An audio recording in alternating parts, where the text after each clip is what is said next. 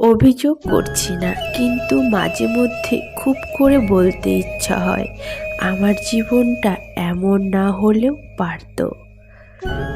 ইদানিং মন খারাপ হলে আর কাউকে বলি না, শুধু আকাশের দিকে তাকিয়ে একটা দীর্ঘশ্বাস ফেলি। চোখের পানি ফেলে কারো আপন হওয়া যায় না। যে আপন সে কখনো কান্নাই করতে দেবে না।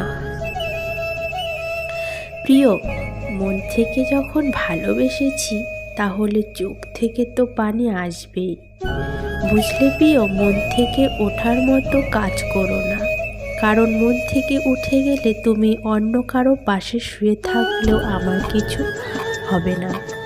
পৃথিবীতে যদি কঠিন বলে কিছু থাকে সেটা হলো মানুষ চেনা, যেমন আমি তোমাকে চিনতে পারিনি প্রিয়। আই উইশ ব্যথাগুলো সব উড়ে যাক, পিছুটান মুছে যাক, আর যদি তা সম্ভব না হয় তাহলে আমার স্মৃতিশক্তি হারিয়ে যাক চিরকালের জন্য। দিন দিন কেমন জানি বদমেজাজি হয়ে যাচ্ছি, কারো কথা সহ্য হয় না, হুট করে রেগে যাচ্ছি। মাঝে মাঝে ভালো থাকার জন্য সবাইকে ছেড়ে দিতে চাই। লোকেরা ভুল করার আগে 100 বার ভাবে, আর আমি ভুল করার পর ভাবি কি করতে চাইলাম আর কি হয়ে গেল। রাগের সময় একটু ভেবে কথা বলা উচিত। রাগ শেষে তুমি হয়তো ক্ষমা চেয়ে নেবে, কিন্তু যাকে বলবে তার মনে হয়তো সব গেঁথে যাবে। যে শহরে প্রেমিকার মন খারাপের জন্য হাজার হাজার টাকার গিফট দিতে হয়, আর সেই শহরে আমি বিনা স্বার্থে ভালোবাসি শুধু তোমায়। কাল সকালে যদি আমার ঘুমটা আর না ভাঙে, আমার লাইফে সব থেকে বড় স্বপ্নটা পূরণ হবে। নিজের ক্ষতি তো নিজেই করেছি, যখন নিজের থেকে বিশ্বাসটা অন্য কাউকে বেশি করেছি। ভালোবাসাটা যদি হয় ভালো রাখার কারণ, তাহলে আমাকে কেউ ভালোই বাসেনি।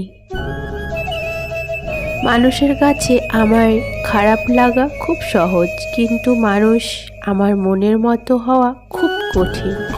কারণ যে একবার মন থেকে উঠে যায় সে কোনোদিনও ওই মনে জায়গা পায় না।